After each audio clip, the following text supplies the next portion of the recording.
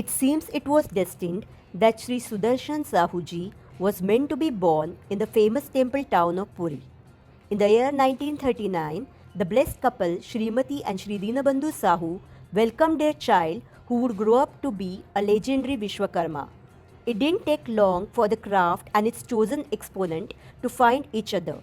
At the young age of 13, Sahuji was drawn towards the sculptures. शिल्प गुरु, आप मात्र 13 वर्ष की अल्पायु में कैसे आपने यह विचार किया कि स्थापत्य कला के वैश्विक प्रसार के लिए आप अपना जीवन समर्पित कर देंगे? इस प्रकार की अद्भुत प्रेरणा आपको कहां से मिली? कोणार्क भी मेरे घर से 30 किलोमीटर है, तो मैं कभी कभी, उस समय में गाड़ी भी नहीं था, एक छोटा सा टूटा हुआ साइकिल को रिपेयर करके उसी में कोणार्क जाता था।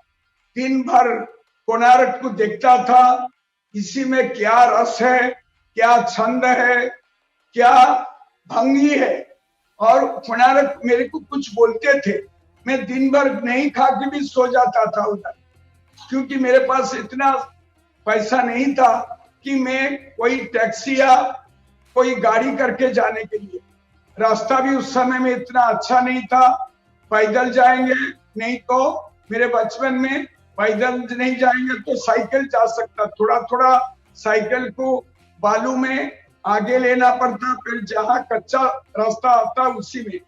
तो कोणार्क ने मेरे गुरु है, जिन्होंने मेरे को सिखाया कि सुदर्शन, मेरे को देखो, मेरे को आत्मा के अंदर में भर लो, तुम्हारा मन तन में मेरे को देखो ठीक से, मैं तुम्हारी पास हूं, जो कुछ जरूरी होगा मैं दे सकता हूं। तो वही मेरा प्रेरणा है। This initiation by his guru led into a surreal relationship of the greatest nature between man and stone. Mere mortals like us are thrilled to no end when sculptured stone forms tell tales to us. But for the creators, the conversation start much earlier. प्रेरणा है शिल्प गुरु आपकी। मैं आपसे जानना चाहूंगा कि जो देवी देवता हैं, जो कि पौराणिक हैं, उनके जो वास्तविक स्वरूप है उसको जब आप किसी काष्ठ पर, किसी धातु पर या किसी हम कहें कि किसी शिला प्रस्तर पर जब आप उत्कीर्ण करते हैं तो आपके मन मस्तिष्क में किस प्रकार के विचार होते हैं? हम लोग ने पत्थर तराशने के पहले जो पत्थर में जो मूर्ति बनेगा, हमें उनको ध्यान से देख के प्रणाम करते हैं। वो पत्थर बोलता कि मेरे अंदर ये मूर्ति बनेगा या नहीं बनेगा। ये सिर्फ जैसे कस्तूरी का गंध सारा दुनिया में फैल जाता है, ऐसे कुछ सुगंध हमें आता कि हाँ, मैं ये मूर्ति बन सकता हूँ। और कभी कभी पत्थर मना करता कि ये मूर्ति मेरे द्वारा नहीं होगा, तुम दूसरा पत्थर देखो। ये कारीगर का एक अपना सोच है, और ये सोच को सबसे पहले सरस्वती को प्रणाम करके पत्थर को तराशने के पहले एक बार हथौड़ा लगाएंगे, वो बोलेगा मैं मूर्ति बनूंगा या नहीं बनूंगा। तो उसके बाद में जो मूर्ति पत्थर चॉइस हो गया, उसी को हम लोग ध्यान में रख के उन पर समर्पित हो जाता है। तो वो मूर्ति हमारा शरीर का अंग अंग में, हमारा आंख में, हमारा तन मन में भर जाता है।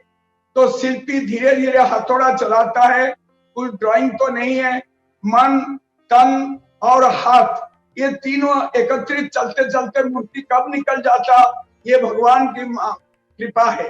तो मूर्ति धीरे धीरे सुंदर होते लगता है। हमें मालूम होता कि शायद ये मूर्ति अपूर्व मूर्ति होगा, तो फिर उसी में हम लोग तराशते जाता, जो देखता उसको बहुत अनुभव होता कि कैसे ये सादा पत्थर से मूर्ति बना है। This submission to the art and the dedication to it has resulted in splendid works such as the carving of the Jataka stories of Lord Buddha at Dhauli Peace Pagoda near Bhubaneswar, stone statues and murals for the Buddha temples, and stupas for the Japan Buddha Sangha, a monumental stone gate of 36 feet by 36 feet at Barunei in Orissa, a granite monolith statue of Parasnath which took 7 years to be installed at Pushpagiri Vihar, Madhya Pradesh, and the most coveted and magnificent wooden chariot.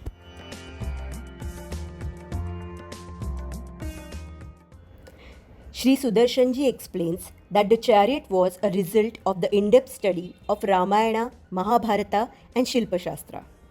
He says in Bhagavad Gita, I thoroughly studied Yada Yada Hi Dharmasya Glanir Bharata Abhyutthanam Adharmasya Tadatmanam Srujamyaham.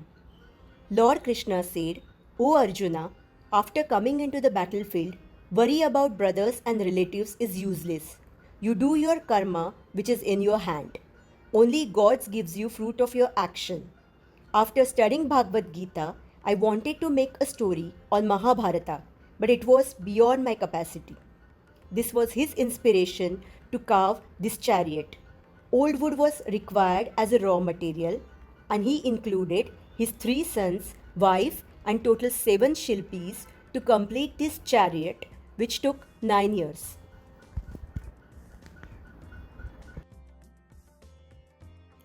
Sahuji has not only created this magnificent chariot, but he has himself donned the role of the charioteer to make this art form forward by establishing a learning center where seekers get the knowledge and training in this great art form. In 1991, he set up Sudarshan Art and Crafts Village in Bhubaneswar.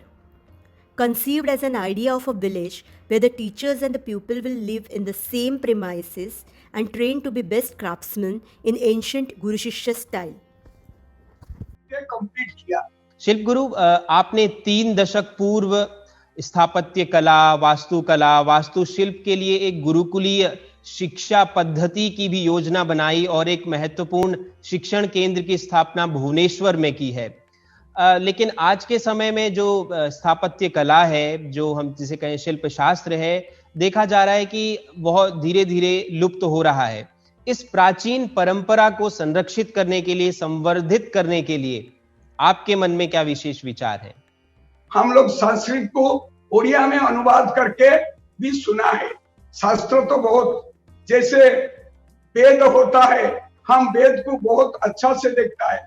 जैसे अथर्व वेद में औषधीय है, श्यामवत वेद में हम लोग, हमारा कारीगरी का बहुत है। हम वेद को भी अध्ययन किया है उड़िया भाषा में, जो उसको ट्रांसलेट किया गया। तो वेद से सब कुछ मिलेगा। वेद तो दुनिया में सबसे ऊंचा है। तो वेद में भगवान अपना वचन को लिखा है, जितना नम्रता से नीचे देख के चलो, ऊपर मत देखो, गिर जाओगे।